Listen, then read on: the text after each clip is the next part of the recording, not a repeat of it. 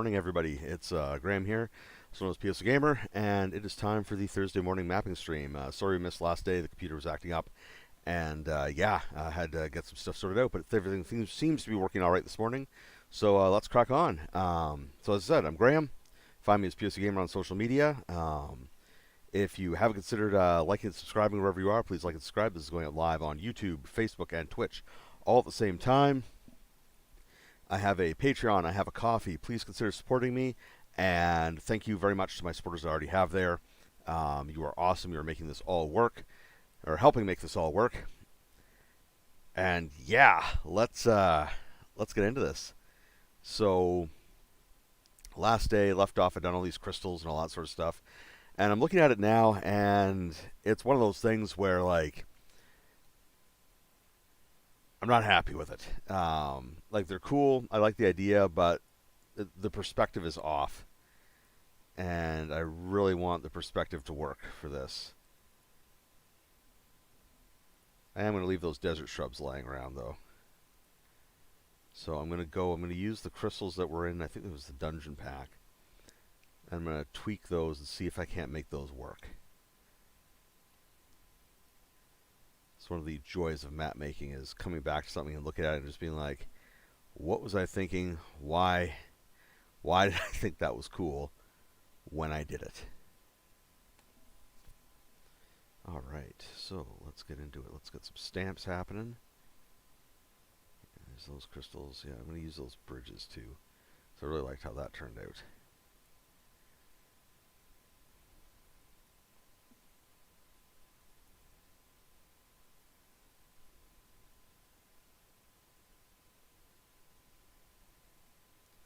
Seriously, shrubs. What's that?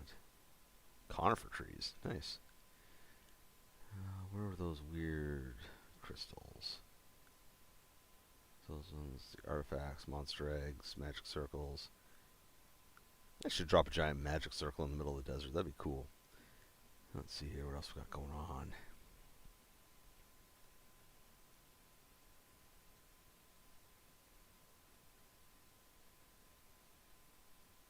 Could have sworn it was here. Let's create crystal. Yeah, there we are.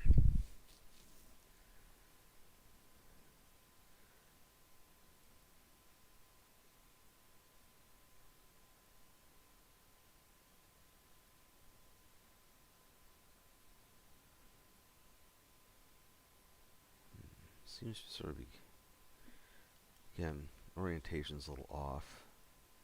I think this is a little bit more.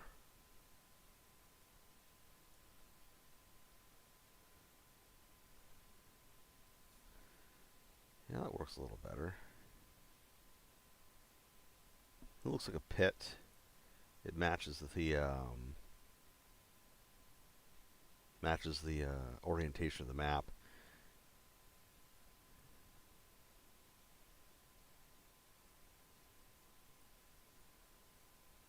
Scatter these around a little bit.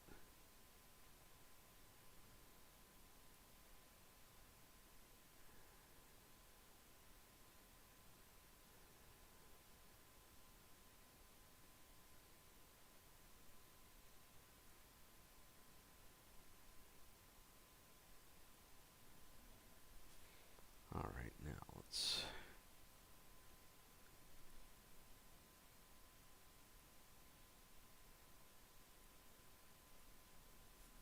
just flip some of these around, play with the angles they're at.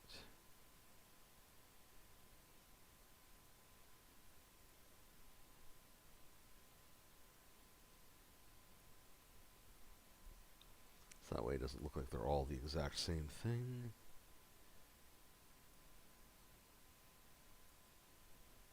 Yeah, there we go. I dig it.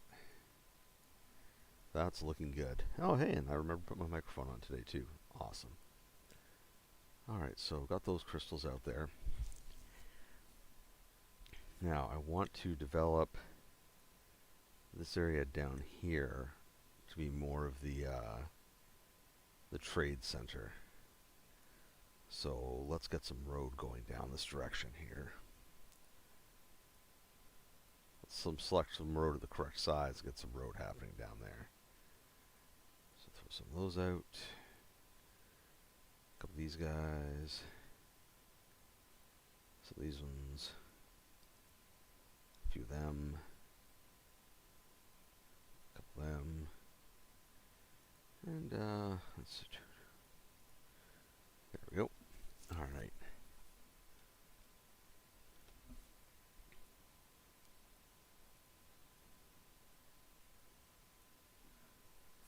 Morning. Yeah. So get this. Continue our giant connect the dots operation here.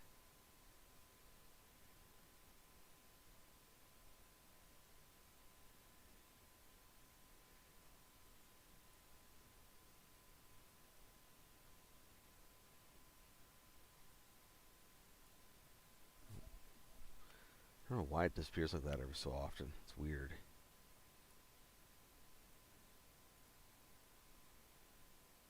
Let's move these little bushes out of the way. There we go. Yeah. So yeah, on my way home last night for an exciting evening of Army Reserve stuff, and had a cyberpunk epiphany about 30 minutes into my drive home. That was both timely and frustrating. And I say that because with my computer down on down the other day, I decided that I was going to finally write an article on why I was being so hard on Cyberpunk's perennial favorite role, the Nomad. Because, I'd written about it. They came up again in my review of Black Chrome because in Black Chrome they got their already extremely, at least in my opinion, extremely OP roll ability, Moto. And if you're not familiar with Cyberpunk Red or Cyberpunk, Cyberpunk's rules in general, the way Cyberpunk works is that each role has a special skill or ability that gives them an edge doing specific things. So, for example, solos have something called Combat Sense, which lets them add or divide points up amongst combat-related skills. Medias have an ability called Credibility. So, I think it's called Credibility. Something like that. Anyways, basically it's their how much people accept their word on things they're reporting on. Corporate characters, because some people play corpos, they have an ability called management or something like that. So they're good at getting stuff organized, but they're all fairly low key. Even the more powerful ones, like the Rocker Boys or Rocker Girls' ability to sway an audience and encourage them to do the things they want them to do, requires some pretty specific circumstances. You can't just use the ability. You can't just be out on the street, start shouting, and have people do stuff for you. It has it's in you're having a concert or you're doing a show or something like that, and it's there's some controls involved with it. However, the Moto ability for the Nomads allows them to add their Moto skill. They can basically pilot or drive everything. So, motorcycle to space shuttle, they can operate it and fly it. And they can do so adding their full rank in their special ability to it, which is something nobody else has. In terms of a direct action, a direct game influencing mechanic. And then on top of that, they also have the old family ability from 2020 is still sort of there in the sense that they have access to, family vehicles, and wow, that came together really nicely.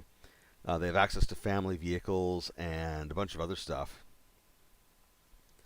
that lets them and they can modify them and stuff like that. So like it's a really powerful ability. Like it's out of scale for other abilities in the game, like other the other roles.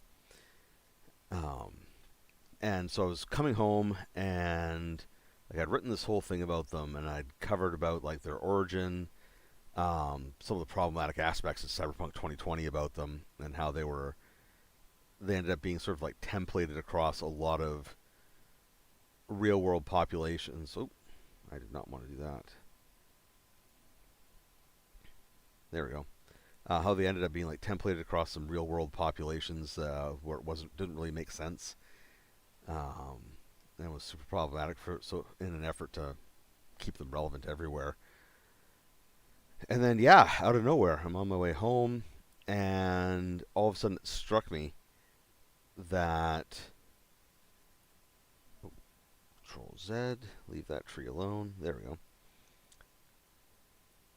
The biggest difference between nomads and all the other roles in the game wasn't just that their ability was really strong. It wasn't anything to do with that, but it was actually that of all of the roles in the game, theirs is the only one that is a culture. Um, Everything else, like if you're playing a solo, you're playing a solo.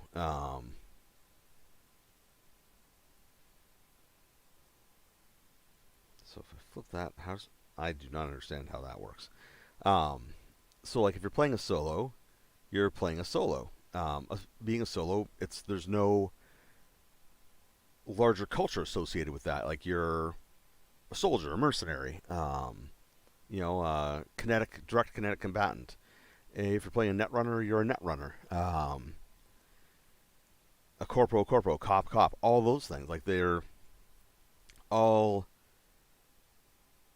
jobs, but nomads aren't though. Nomads are a cultural phenomena, and by the time Cyberpunk 2020 rolls around, they're their own culture, and that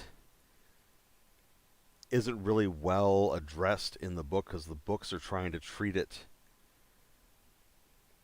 as though it's what is it?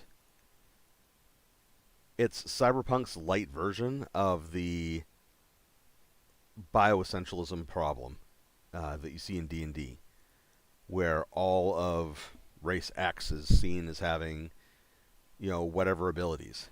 That's what it is. Because it's being a nomad is not a job. It's a culture. It's what you are.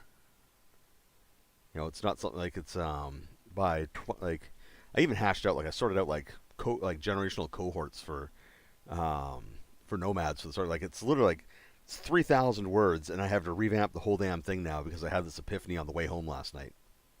Um, but yeah, it struck me, and I was like, oh, like that's the problem. Like they're a cultural group, and they're trying to ascribe job features to them, and that's why it's struggling. And the more I thought about it, the more it made sense, because when you see stuff in, for example, like Cyberpunk 2077, um, out with Pan Am and stuff like that, yeah, like they're vehicle bound, but they're like ground vehicles, and the way that they act, like there's that the older dude who was like in the fourth corporate war as a tanker. That's what he is. He's a Panzerjock.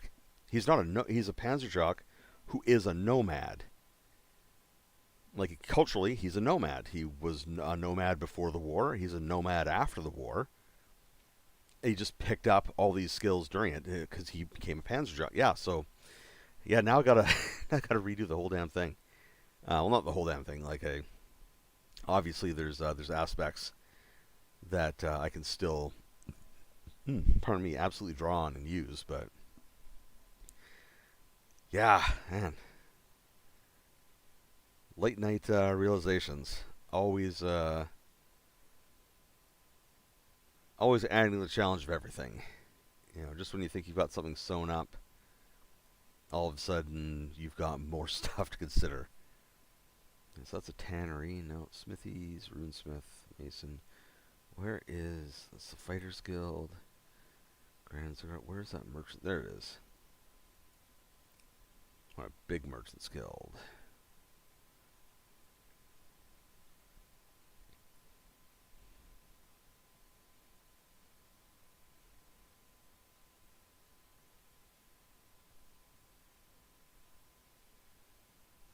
And now I want a little merchant's guild. I want lots of options here. And I don't have one of these already, do I? I don't think I do.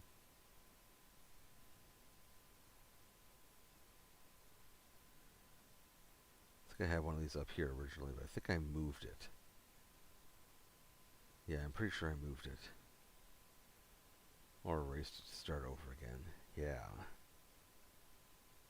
Okay, good.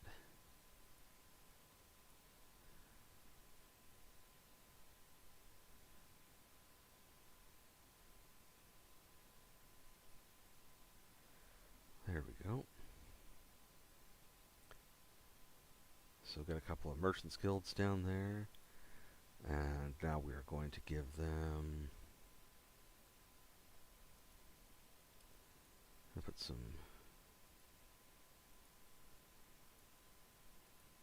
tents over here. This is where merchants are staying, and we're going to get our big brush. Let's see here. That's too big. Shrink that down. Yeah. Let's see here. Watercolor cities.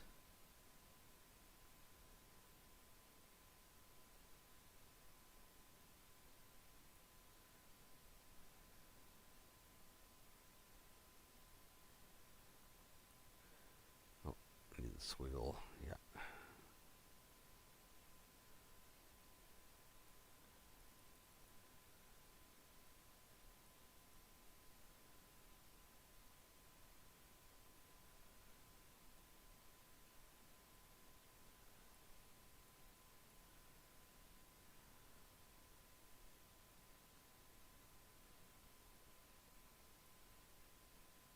Yeah, there we go.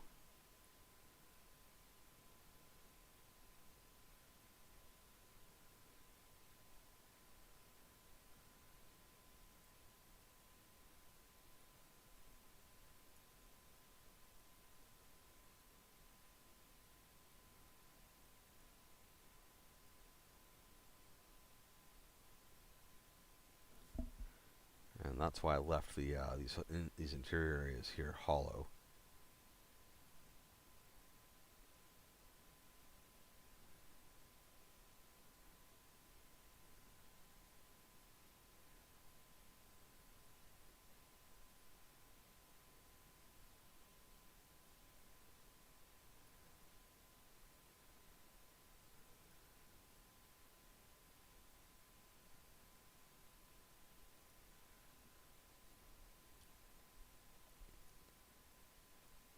Yeah, there we are. Okay, let's zoom out.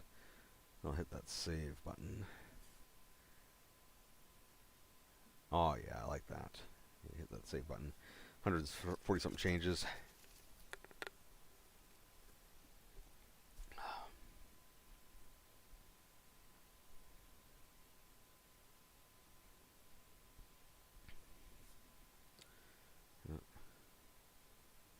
Yeah, I will say, and say it unashamedly, is that I'm glad I had that epiphany, because it means that the content that's going to come out of this is going to be that much better, because I have a better personal, like, my baseline understanding of things is better and more supportive of a coherent argument than it was. So I'm really happy about that, but I'm not happy about having to rejig 3,000 odd words and figure out what I'm going to keep, what I'm not going to keep, and how I'm going to make the make the case in it now. That's okay though. What else is going on? Oh, right, this thing. So we've got a couple of got too many. I'm bouncing from game to game in development right now as thoughts come to my brain. And yeah, I've got another one of Titanomachi's developments here. Got whoa, there it is. Emerge 8, which is really interesting D8 based system that sort of develops as you play. It's really interesting. So I'm thinking I'm going to use that for something.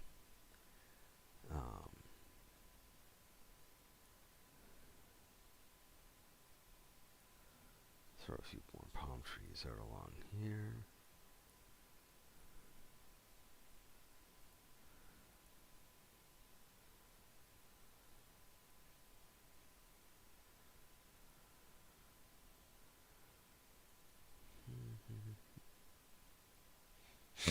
Pardon me. There we go.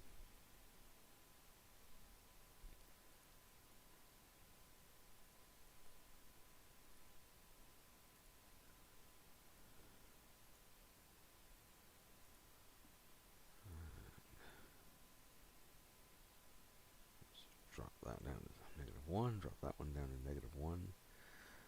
And I'm going to position a few sort of little mining operations around those. But I need to do something more down here.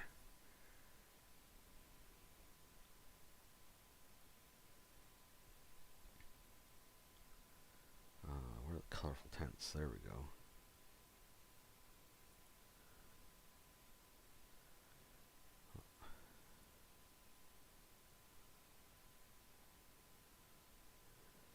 Just make sure everything's coming in at the correct size. Yeah.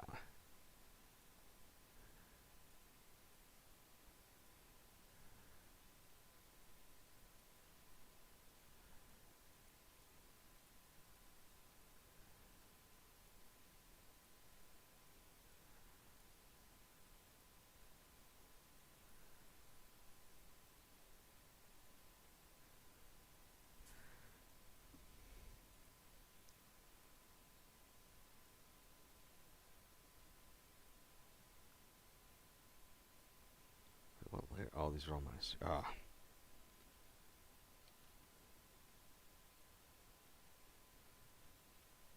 Sometimes it is just easier to manually erase them and then put them back in.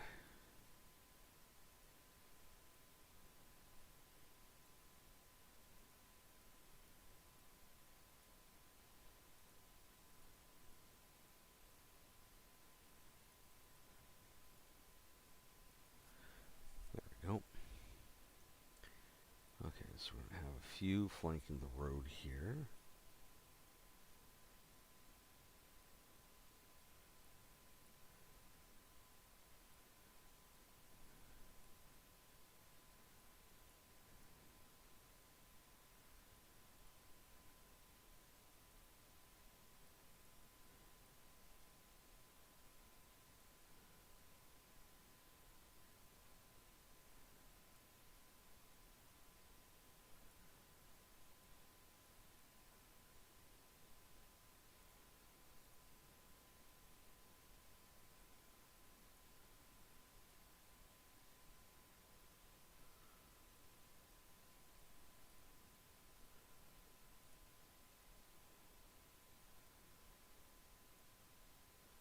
Spin these around.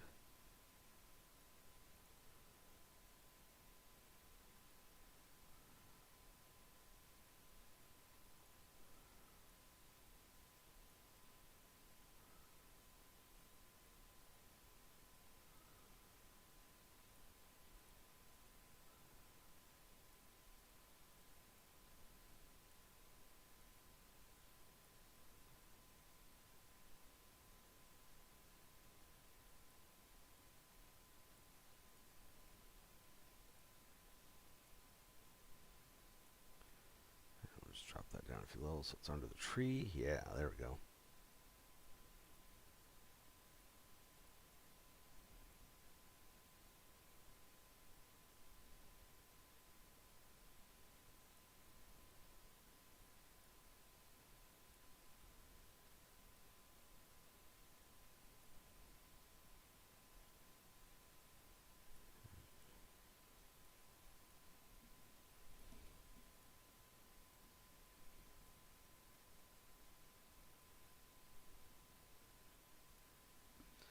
Barrels?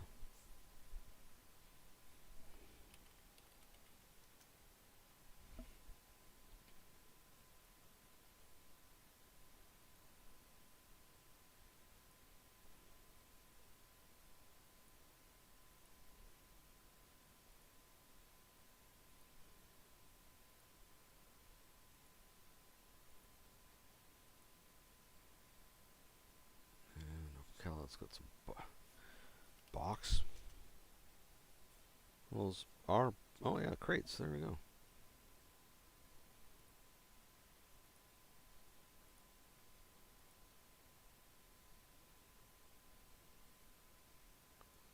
Let's just throw a bunch of crates down. Okay, so now let's sort out.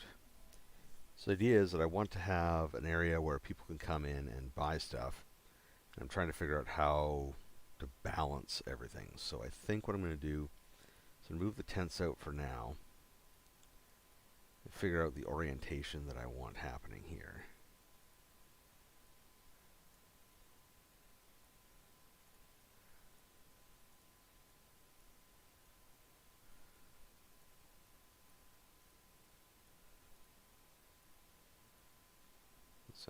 That's a stall. Okay.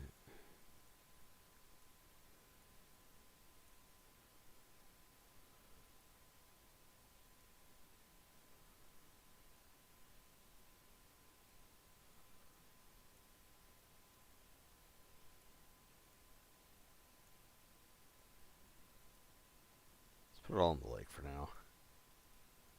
Hopefully not forget it. This is the merchant area down here. So this is where you're going to have your market, all your stuff coming in. So let's put some of these crates and boxes around.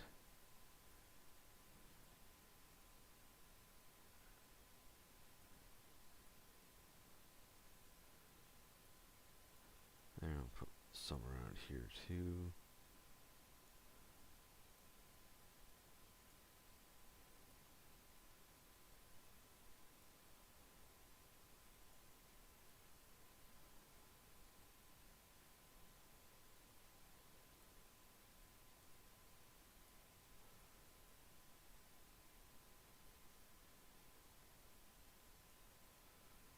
Okay, so what we got left? Got these ones. Okay, I think I know what I'm going to do.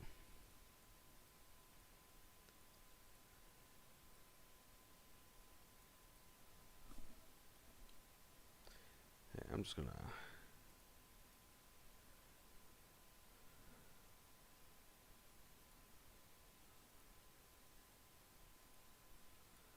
lock a few selections here.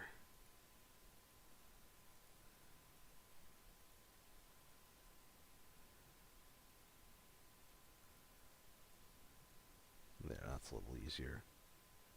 Oh, lock that one too. Okay, that'll make it a lot easier to work in this area now.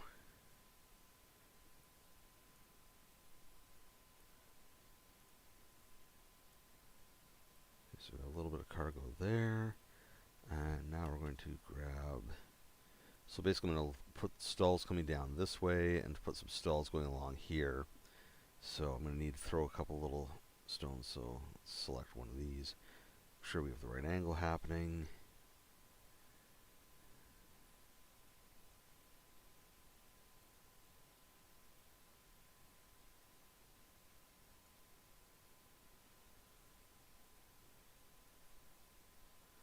There we go.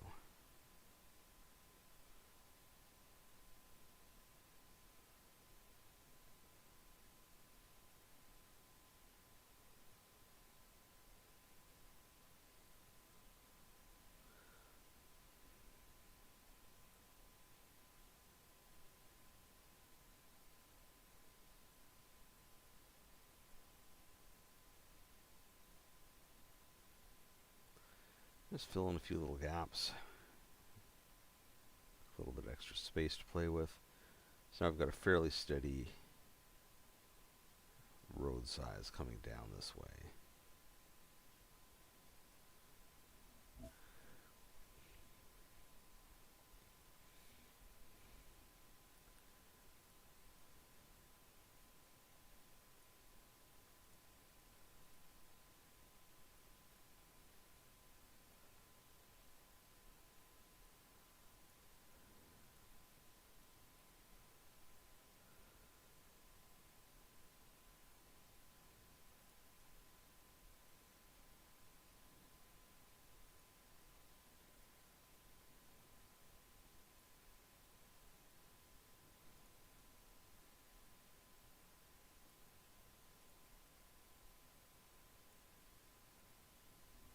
All these colorful little stalls they have, that's great.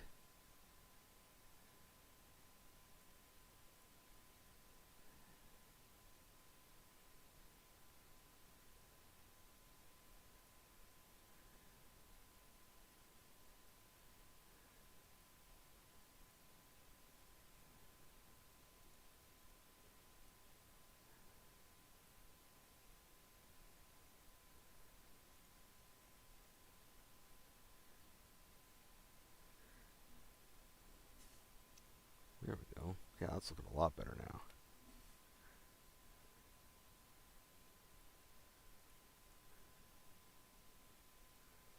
Now it's starting to look like people actually live here. And I've specifically left that amount of space so it looks like it'll be easy for people to transit through the location as well.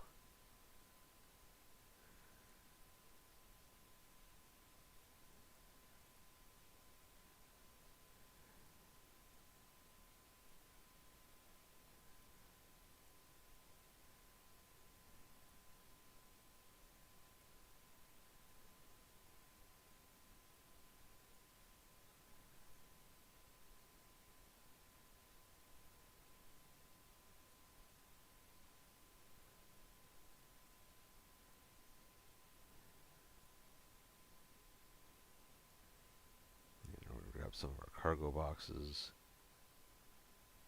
barrels. I'm going to scatter those to the back here.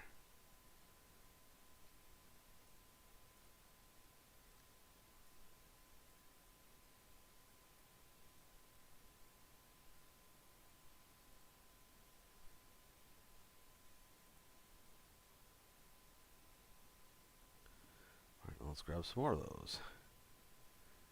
A few more barrels.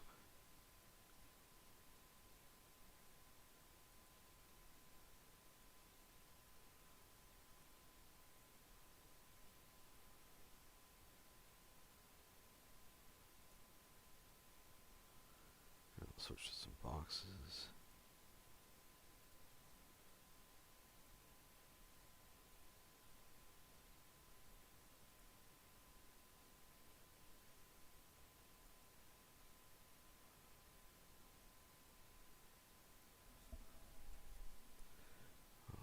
So I like where this is going. That looks like a nice little area there. And we're going to throw in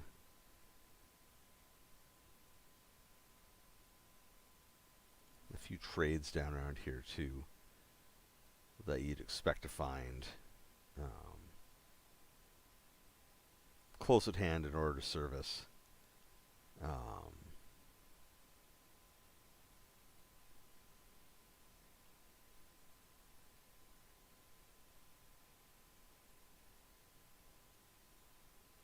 these groups going through. Just go to leather worker,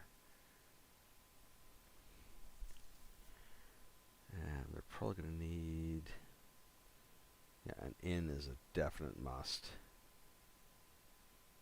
for the wealthy, for people who can afford to not stay in tents when they're visiting the place.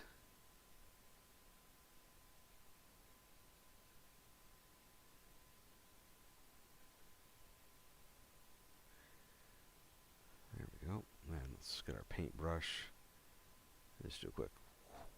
There we go. I'm going to do the same thing for all of this. This whole area is pretty heavily worn, heavily walked.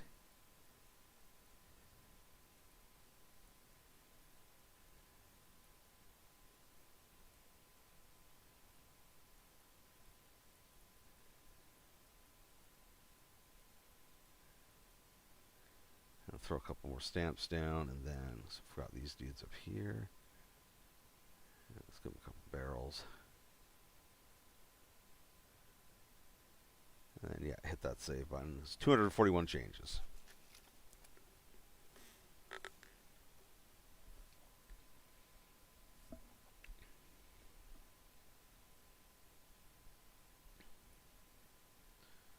All right.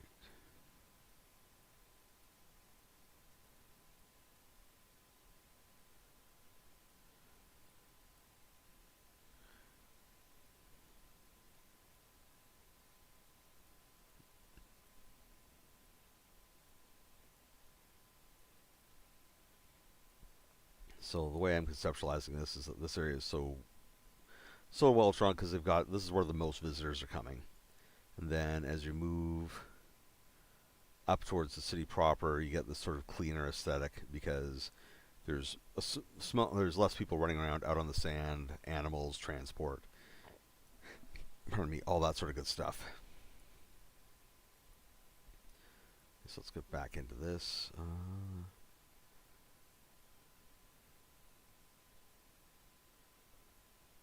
Leather worker, mason, no. Masons will be going in, but somewhere else. Yeah, definitely need another smithy.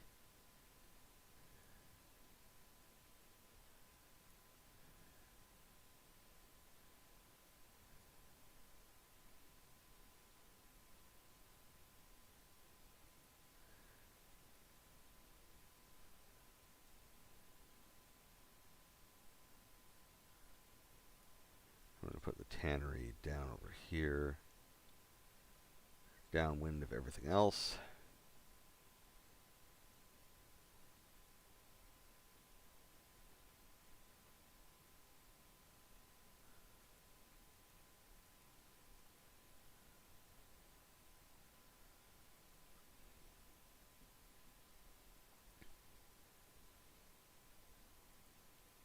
So we got the tannery. Ah, yes, another riad.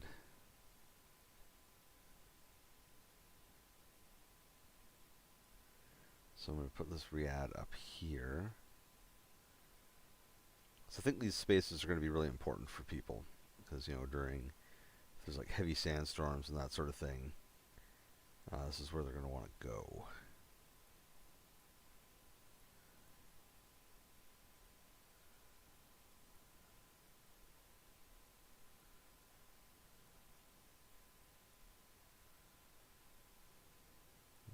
That's not a good position. Use that. Maybe flip it around.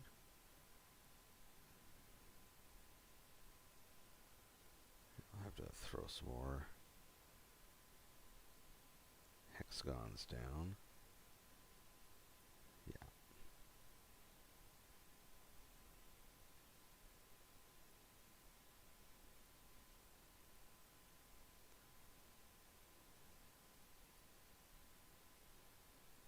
So, yeah, one of the tricks with the incarnate that I'm using here is because I want the angles to be the same, I click on one of these sets so that what happens is it resets the stamps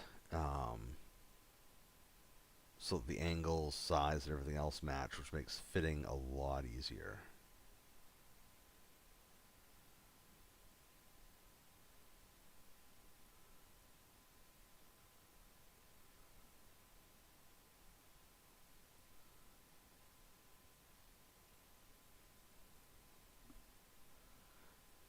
That is handy. It's a good time saver.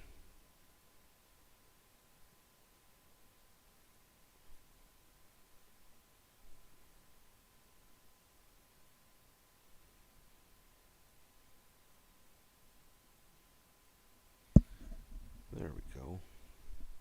So I'll throw that riad down there. I'll come back in here.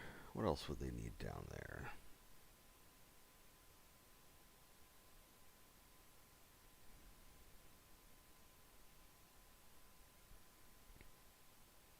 definitely a small fighters guild.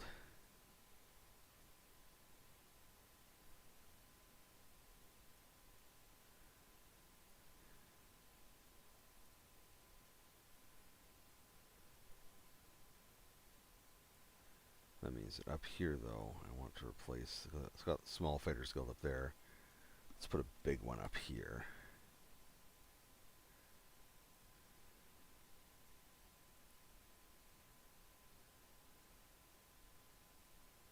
Whew, that's big.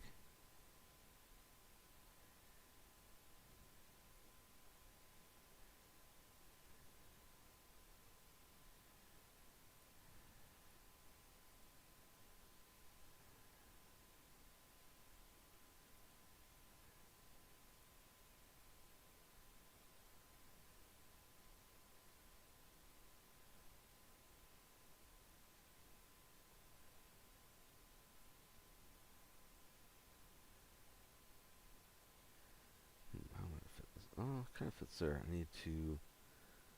Where are they? Okay, stamps. My watch is reminding me. You need to move. I'm like, do I? Do I?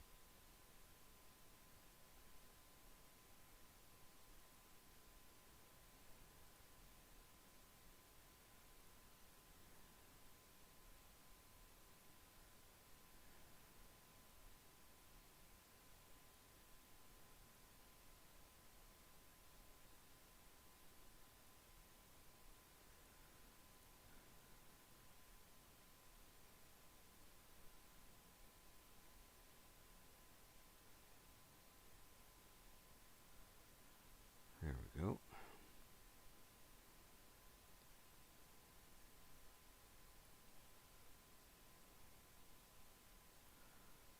Select that again.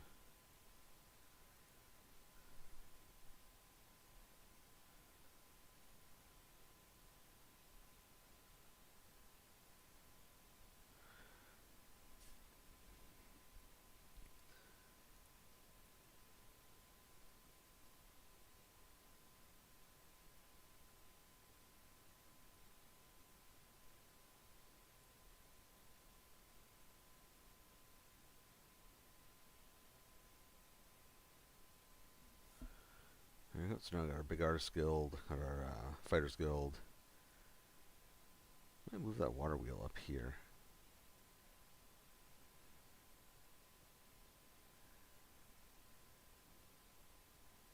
Let me move the bridge right there and then put the.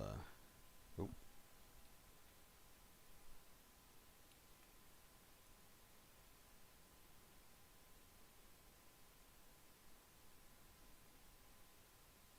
It's not a bad idea.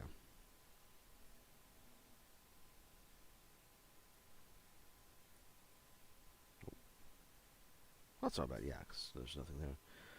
Okay, so we're going to put this down here.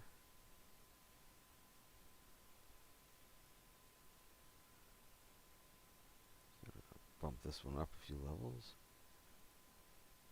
Bump you down a couple levels. There we go. I'm going to come back in here. Well, first we're going to select this, and then we're going to come back. Stamp tool, open catalog. Or was it the Desert Causeways or something like that? Stairs, platforms.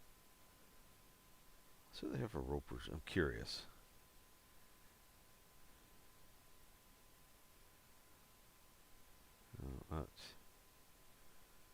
Those are cool, but that's. Oh.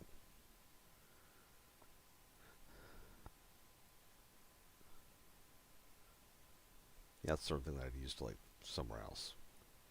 Definitely not. Rope bridges are not appropriate for this location. Desert bridges, desert bridges.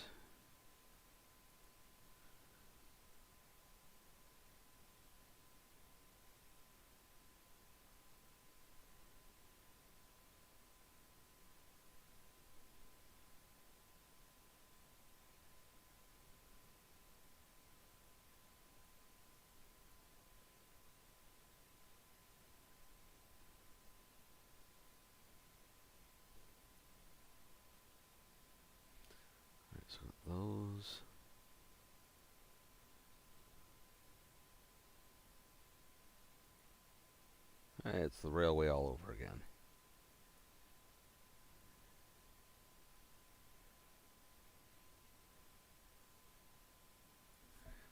Let's zoom in.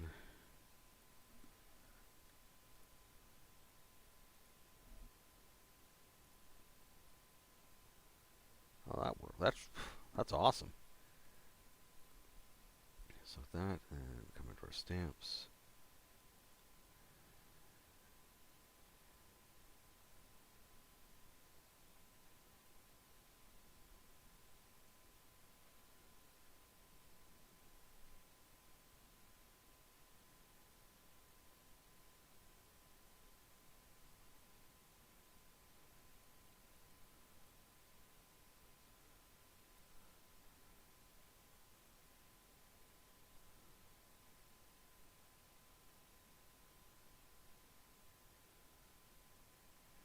Nope, got to delete that.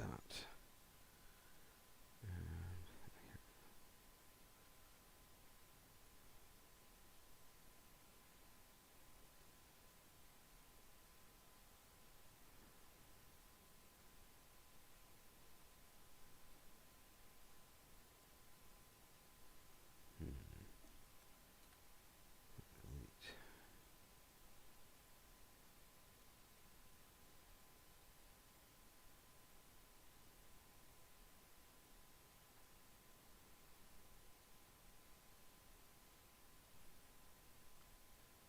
Come on. There we go.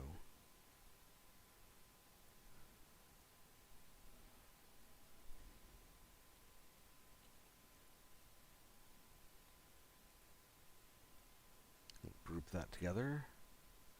So now they act as one.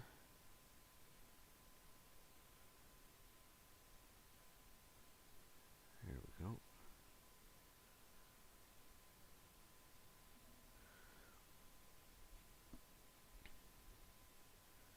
Come back into our stamps.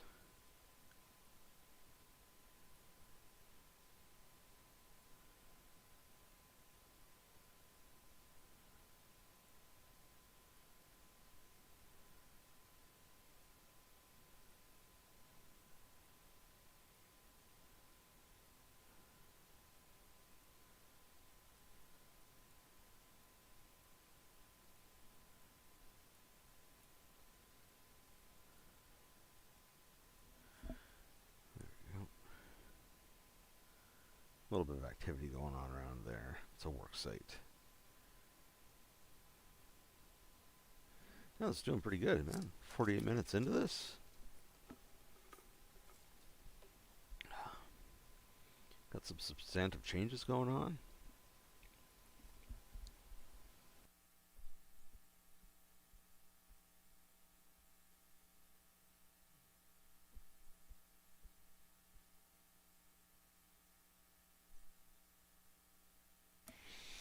And if I can remember how to swallow properly, life will be so much better.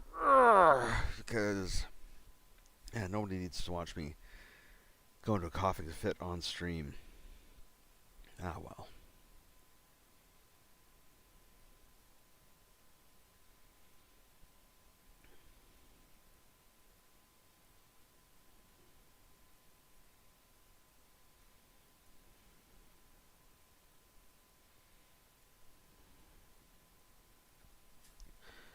Let's get some. Yeah,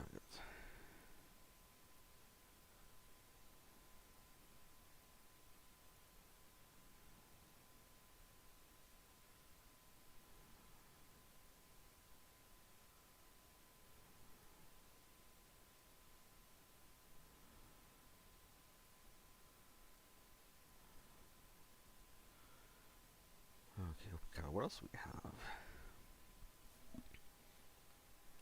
Fish?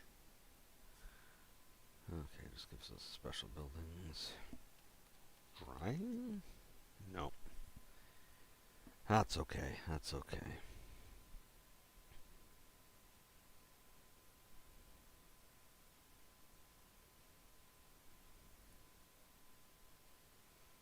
Oh, I've already got a crane there. Okay.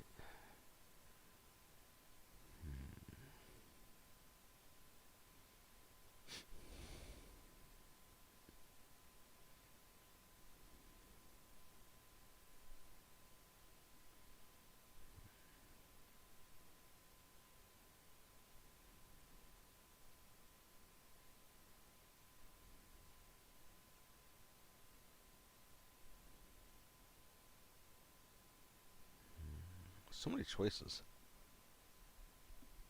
Oh, and alchemist. Yeah, everybody needs alchemists. I think. Do I have one? I thought I placed one already. Yeah, there's one there.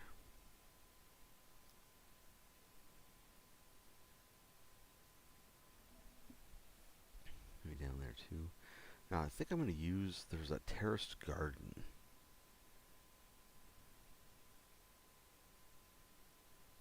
And I think I'm going to use that.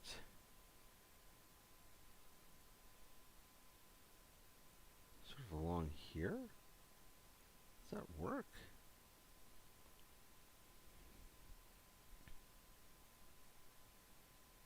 Let's see here.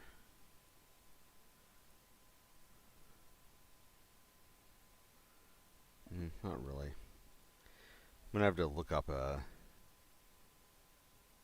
up some inspirational works. Basically, one of the biggest things that anybody will find when they do a lot of map stuff is that other people's works are absolutely inspirational because we all look at things differently. We all have different considerations for what we think is normal and possible.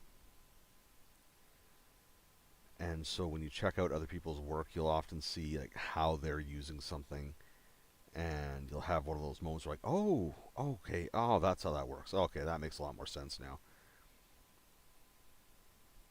And I say that as someone who did like GIS for quite a few years, and like I'd be doing something and using something one way, and then I'd see somebody else's map, and I'd be like, oh, that's beautiful, or oh man, that is a way better way to present information. How did they, what witchcraft did they use to achieve these ends?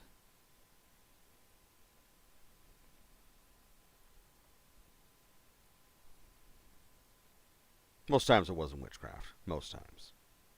Sometimes though.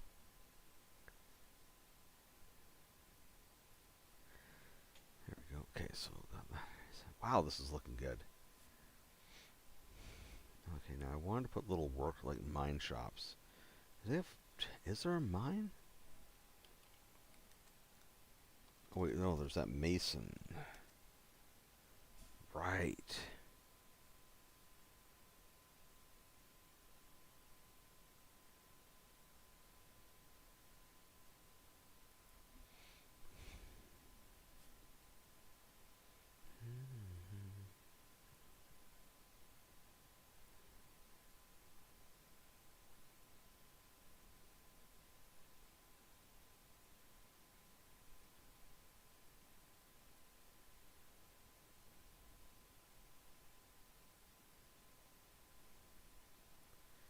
So I'm gonna move these bushes around a little bit.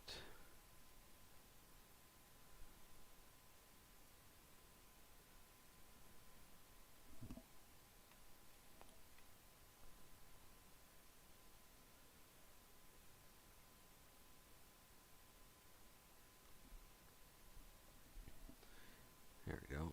It's got a couple of mason shops busy processing that stuff, and then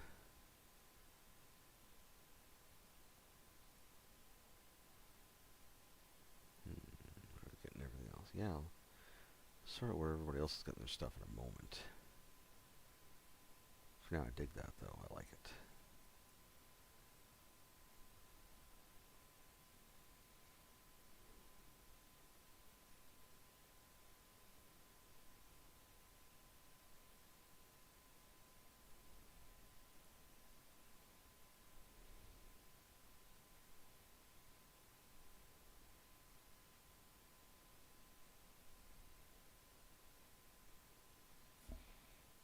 Throw a couple of tents down here.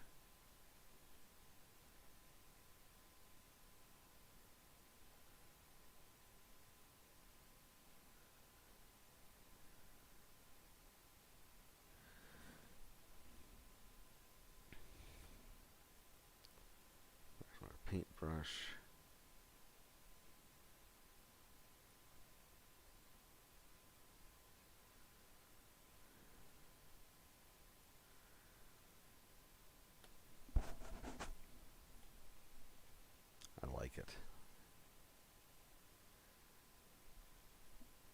Who expects a fishery in the middle of the desert? Not a lot of people. Let's see, big merchant. Already got that out. Jeweler. People like jewelry.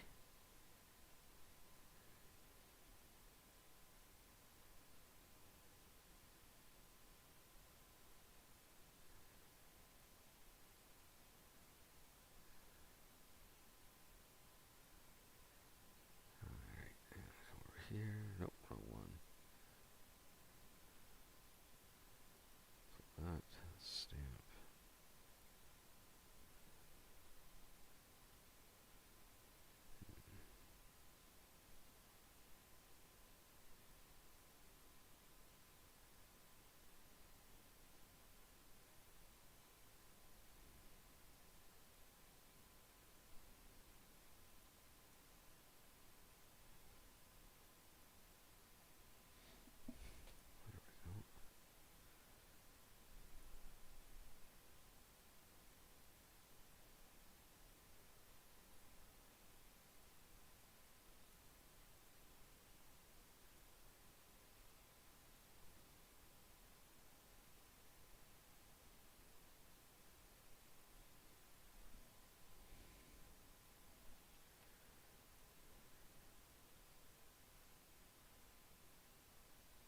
Redo this because I'm going to build.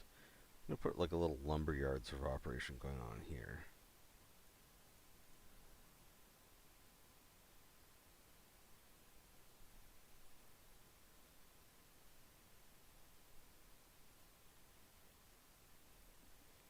I think there's timber.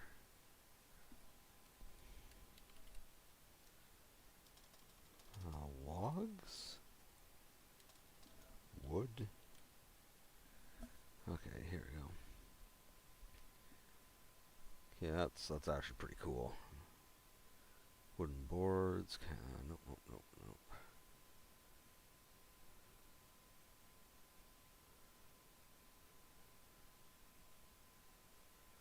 Tree, maybe?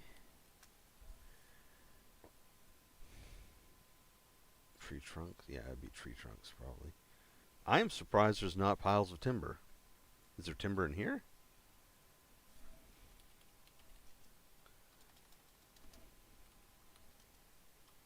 There isn't. Wow. That's... I am actually legitimately surprised by that.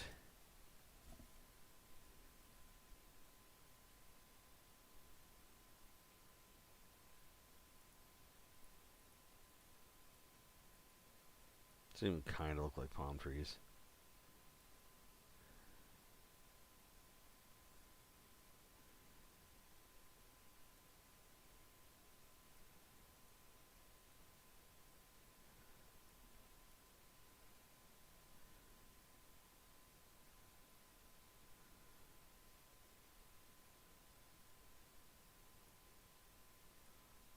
Paint.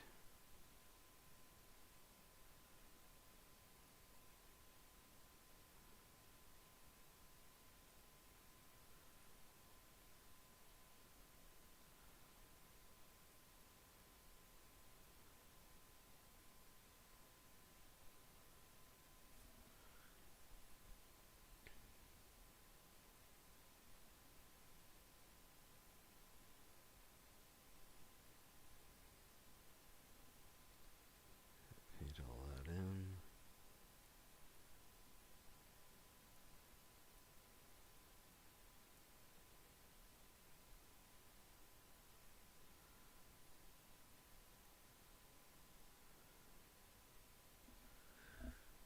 All right.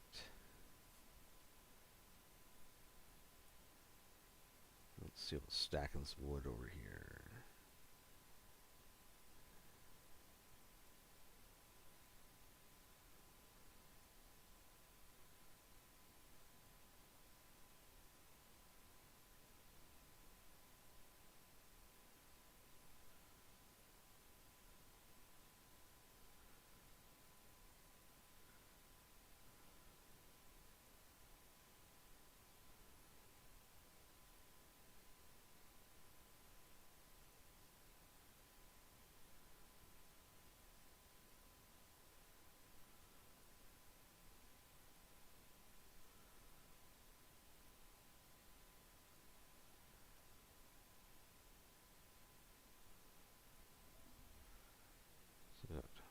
of that going on there.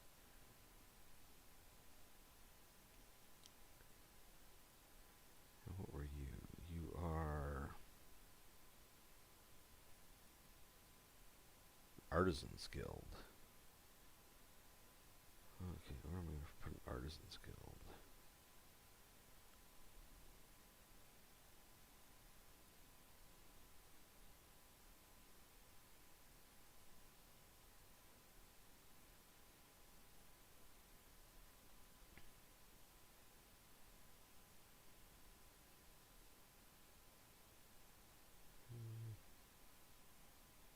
Yeah, that's alright there.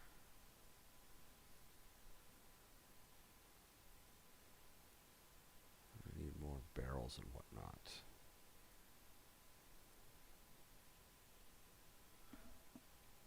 Oh, wait, is that only...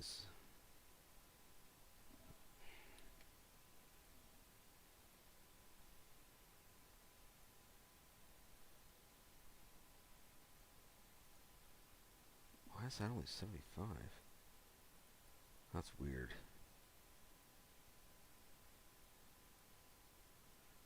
Oh, those are... Oh, that's...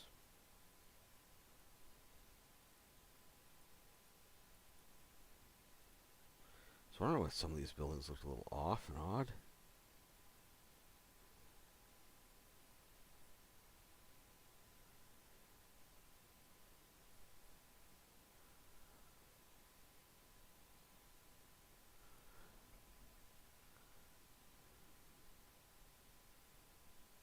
That's 100.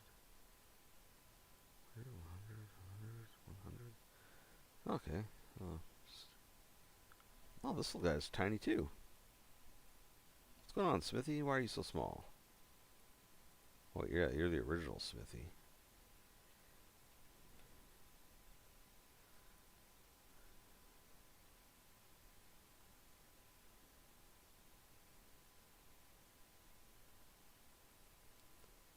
That right there, and get our paintbrush out.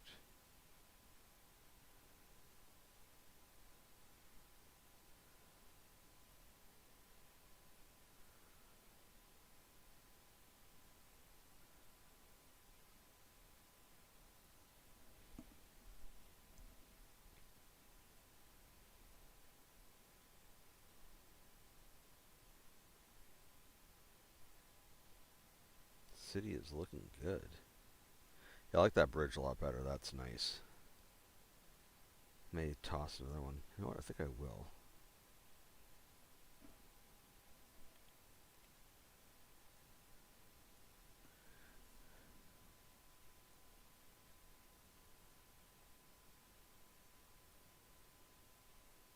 It's nice to have a few bridges going across. There we go. Yeah.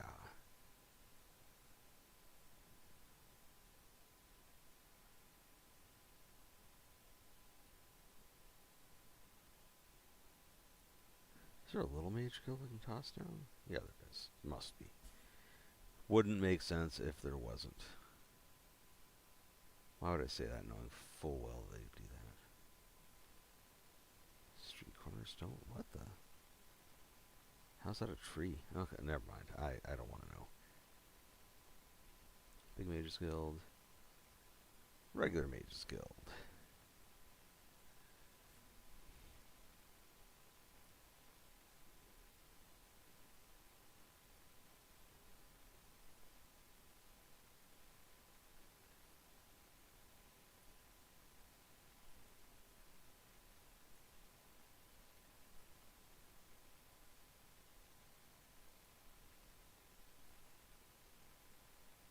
Toss a little one down. It's a town that's got a lot of stuff going on.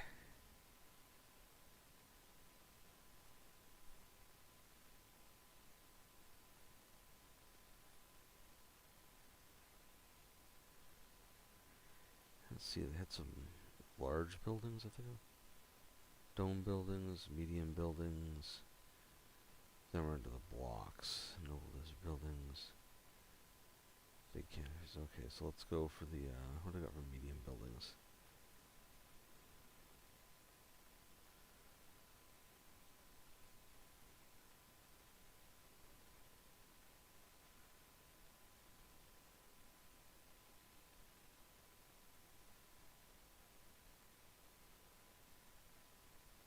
toss this down. I think these feel like storehouses to me.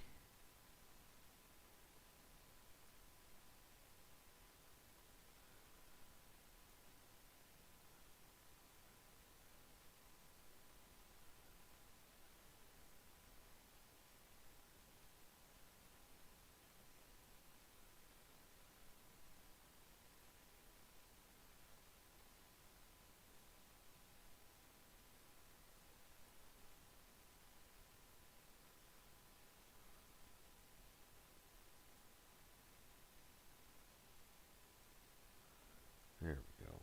Yeah.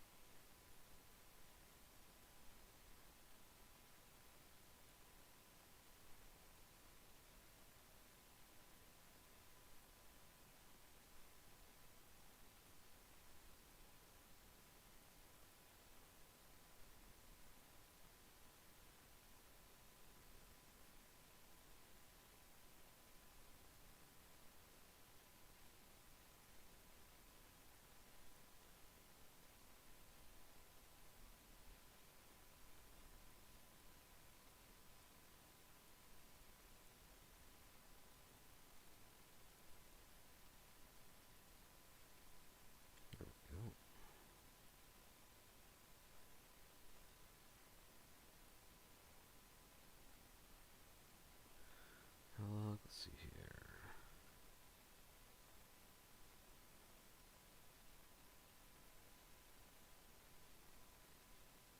Fisheries, shipyards. Nope, nope, nope, nope, nope. I need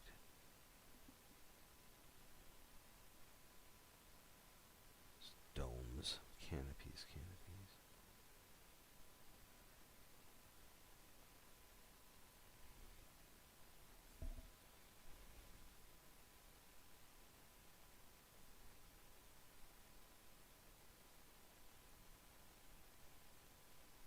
Throwing out some of these little guys. Little shops and stuff like that.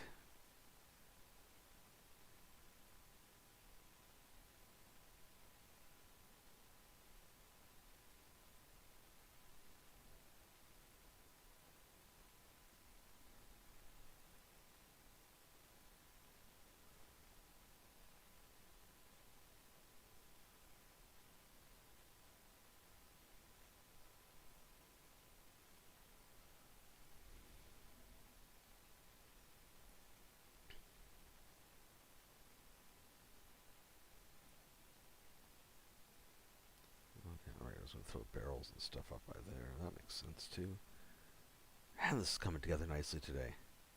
Sorry I haven't been as talkative through the process I normally have. It's just that this is really coming together beautifully today. And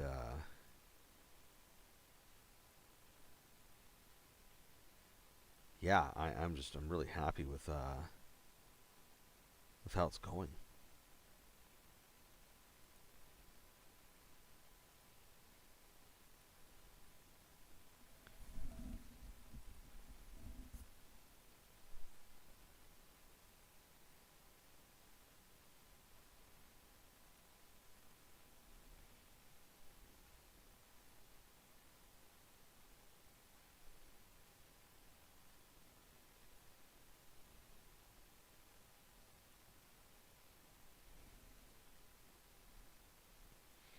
I think there's some waves. I'd like to see some waves on there.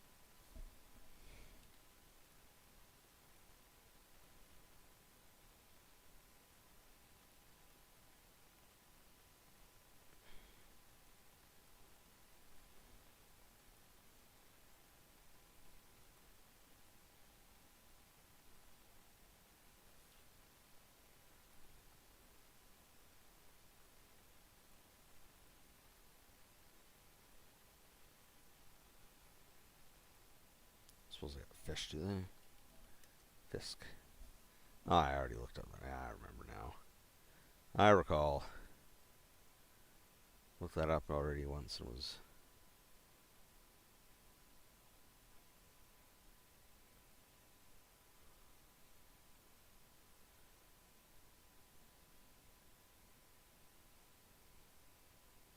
Okay.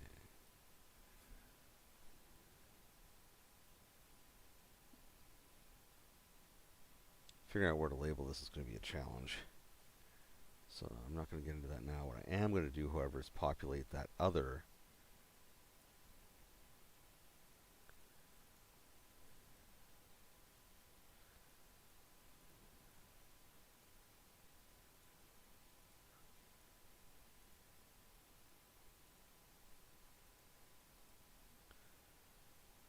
I'm going to go to our other palm tree.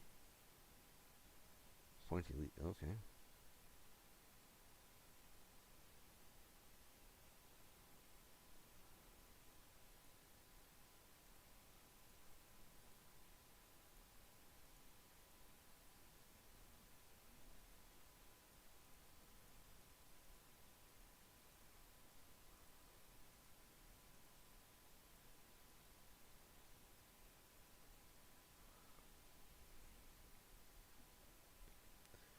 Alright, so let's go into Desert Stairs.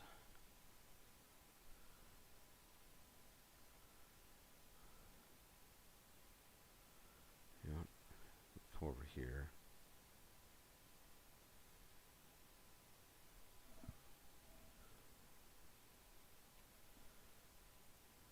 Group that, and then Command C, Command V.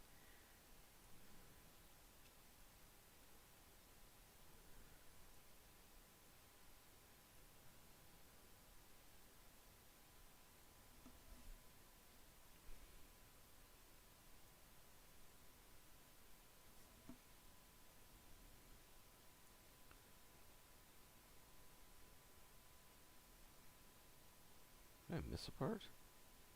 I did. Delete.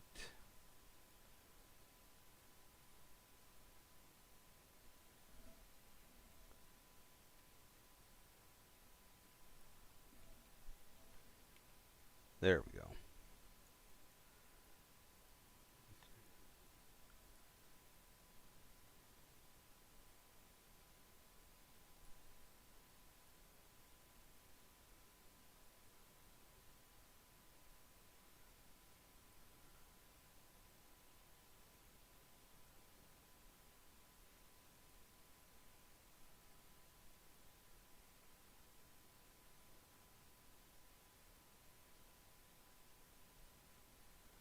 Alright, now let's connect that up.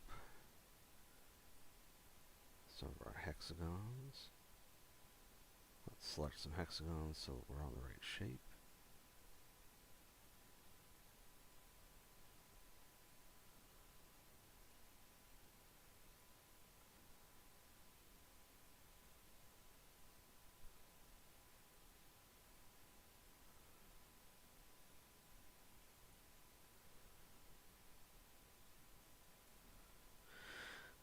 Zoom in so make sure that we're actually lining it up nicely.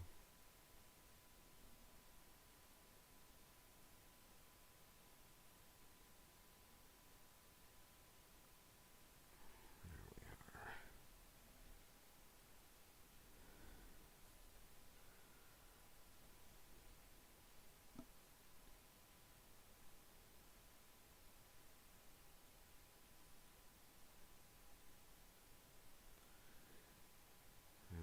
Let's get our stamp tool and select this larger one. Near our landing area.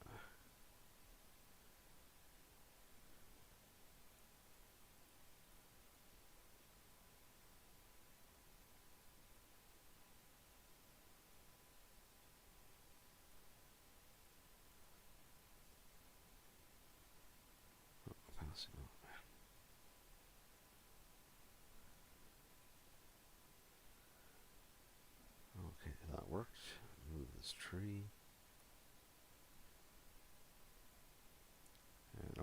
warning again. Oh yeah, yeah. Whew. Sometimes you just really get into it and just start laying stuff down, and carries you away. It's a quiet day on here today. That's okay. It's Thursday. People got meetings, work, all sorts of stuff going on. Plus, there's going to be the video on demand afterwards, so. I think I need to find some like royalty-free music I can play while I'm doing this. Something super chill.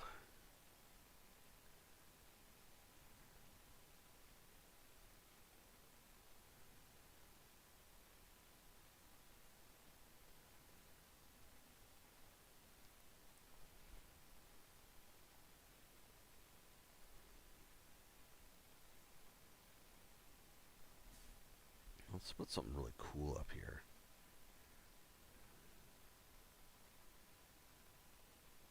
Grand cigarette's not going to fit.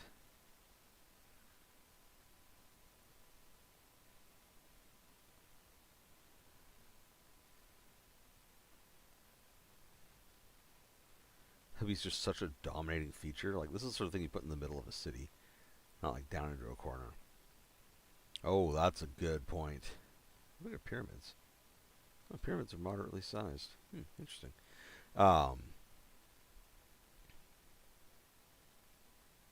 Like ratty pyramids, nice. Sorry, that just jogged my my memory on something. So when you're doing your map layout, one of the things that you really need to watch out for, and that is so easy to have fall through the cracks, pardon me, is perspective. And specifically, sorry, not perspective. What's it called? Things that draw your attention. There's a word for it. I can't remember what it is right now. Anyways, basically, if you drop anything really big or eye-catching onto your map, it's going to draw the attention of your players to it. And anyone, well, not just your players, anyone who reads that map, when they look at it, they're going to be like, oh, this is something important. This is something that the person who created this map thinks is important and wants me to see. Doesn't matter if it actually is important or not, but you've created that impression by throwing something on there. So, like, you've got like this monster here, you know, the Grand Ziggurat. Ziggurat. Anyways, and if I put it down here in this corner, like I throw that down, and I like rotate it around, I'm like, yeah, Grand Ziggurat. That is a huge thing. And it doesn't matter all this other stuff up here, because it's so much smaller. This is what's going to grab people's attention. And they're going to focus in on that. They're like, what is that? Why is that? How is that? And so when you're making your map, try to keep anything big like that, center it. Or build things around it. Just little things like that in order to keep it...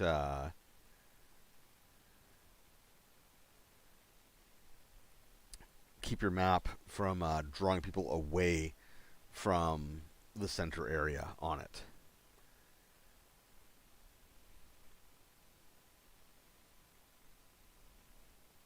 So for what I'm going to put up there, I legit don't know right now. Kind of want to put a desert fortress up there.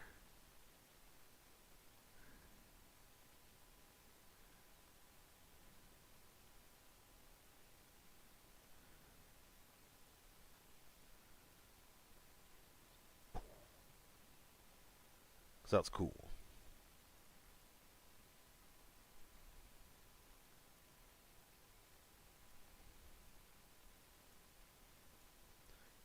It's one of those things where this is where people flee to when things have gone sideways.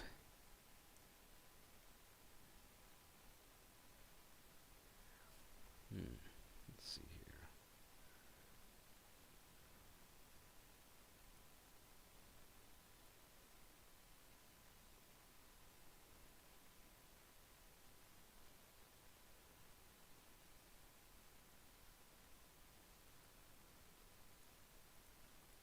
These are desert fortifications?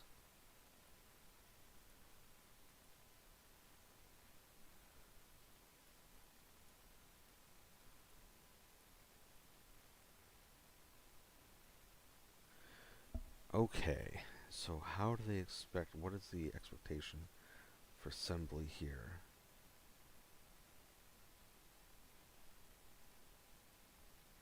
Guessing that it involves these guys. Let's throw in a bunch of those. A few corners. A few of these guys.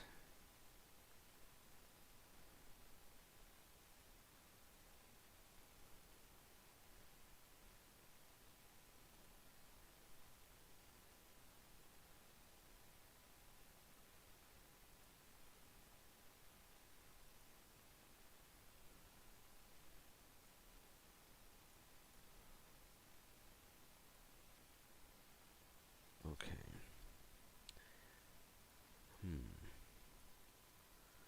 So if this is our gatehouse,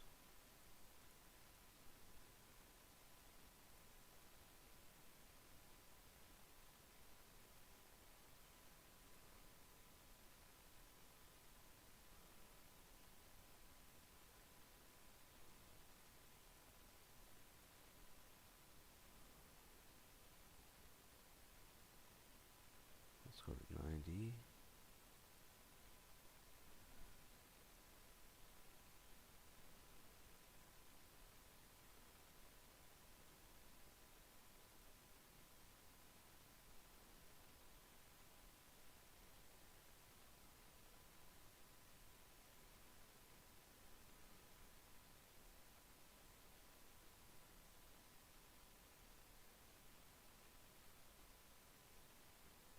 Watch my arcs.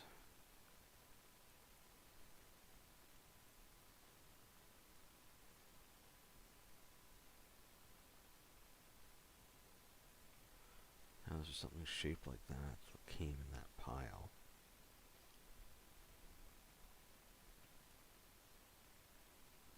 Need to throw it in there.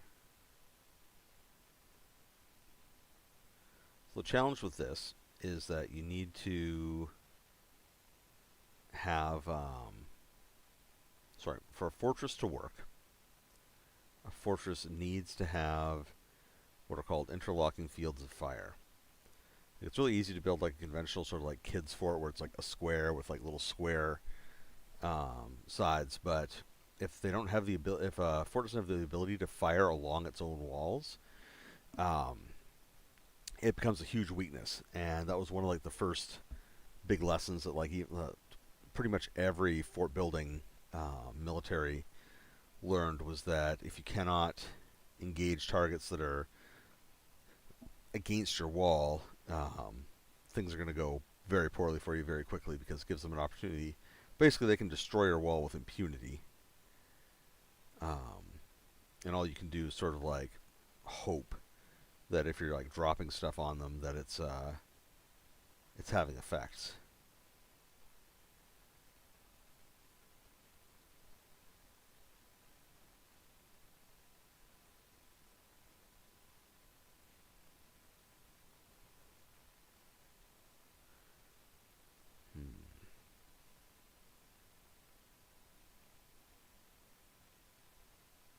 So every time I put like a little bump like that in, I have to put a tower in place. So what I'm going to do instead is bring this over, rotate this dude.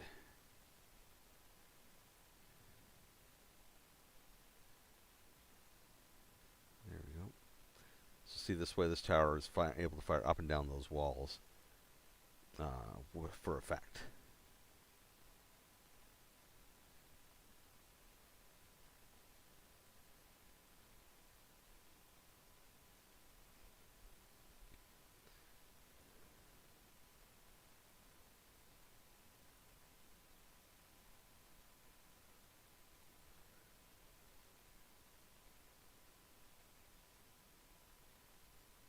There we go. And we'll come in here, grab another circle tower, and drop it on there.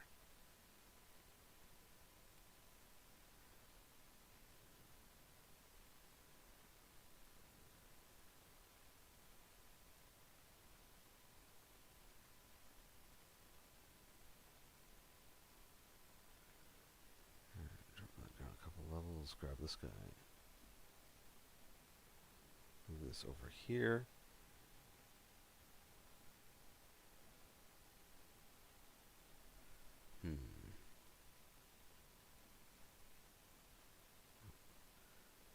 That up to 4. There we go.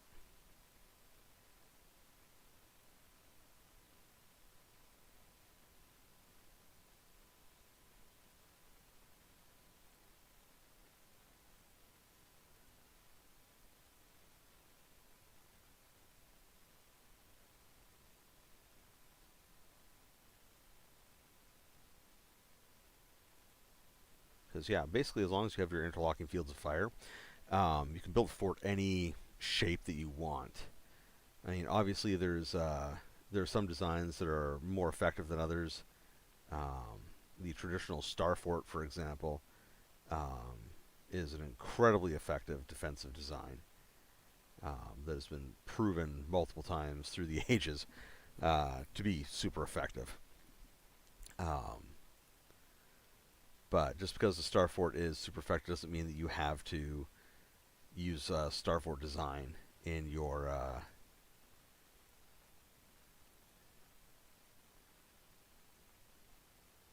fort.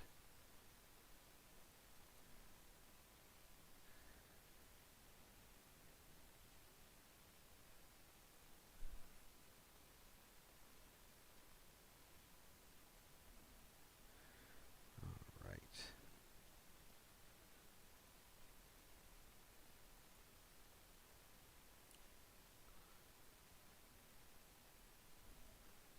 So, yeah, let's put this in here. Oh, look at that. Hour and a half already. And 90 minutes flies when you're building fortresses in the desert.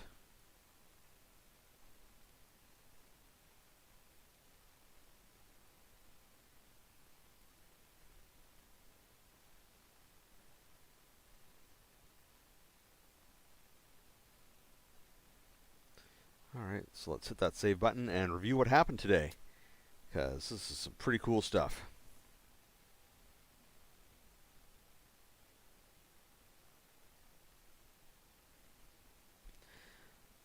Wow, dude. There's a lot changed today. Okay, so, yeah, day 4 of Oasis City. It's looking awesome. So, cosmetically, I've added waves into... I'm just going to...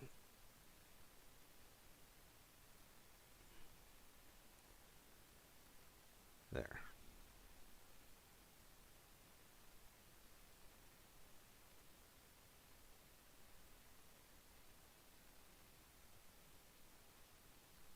Guess that's okay. I'm going to play with that wave again later. Anyways, so cosmetically speaking, we added some waves into the water, which gives it a little bit more life. We replaced the those blue crystals with some battle map crystals. Um, it's not a perfect match one for one, but I think it looks better and it doesn't mess with the perspective of the map as much, which was a concern that I had with that other one. We developed this the trade district here, and we're probably going to do a bit more work on this later. We have a little tent, some tentage for visiting merchants that I'm going to have to sort out, because obviously it's not going to be that sandy. It's going to be a similar color to that. So sort that out. We threw down our tannery, what are you? An alchemist, a small fighters guild, a smithy. We've got a leatherworking shop up here, a nice inn, big merchants guild, little merchants guild, whole bunch of little stalls. Whole bunch of little stalls there, good to go. So that's coming along really nicely. Now I threw down a couple of masonry shops around to these two, so they're doing some work on there. Got the artisan shop going on. Modified this area so it looks a bit more like this is a work site area up here. Like you've got, what is this? That's the carpenter, and you've got a brewery up there. So I threw a bunch of barrels around the brewery. So they're making palm wine, having good times. Palm wine and palm sugar, palm oil. A lot happening. I should actually probably throw a second brewery like maybe down here or something like that, just to reflect how much the palm industry is affecting everything. Got our towers, a little stack of wood, threw down some more buildings. So we've got, these are all little like people habitat areas. So all that stuff's looking good. A new riad. And then, yeah, started developing down over here. And this is where we're going to have a fortress for the security of the people. In the event of like big attacks, everybody comes up to the fortress. So I'm going to lay this out and get this all designed. Maybe throw some tents and stuff inside, some wells, a few other things. And yeah, pretty much the idea that I have going on now with this is that I'm going to continue pushing the design the way it's going right now. I'm really liking how it's looking. But I think that I'm going to have to expand it again because there's just not quite enough, pardon me, space. Like this is a little bit cramped down here, this is a bit cramped down here, and I'd like to have a little bit more flex space in order to develop things there. And there's also some other there's some cliff options and some other wall options I'd like to explore, especially for along here. Because these red cliffs are okay for here, but I think maybe something else for the middle. Not sure. Whatever it is, we'll all find out together on Tuesday. So for those of you who stuck with me and watched today, thank you very much. I hope you all have a great day. I want to send out one other shout out to my Coffee and Patreon supporters for helping make all this possible. And remind everybody that no matter where you're watching this, please remember to like and subscribe because it all helps grow the footprint for this.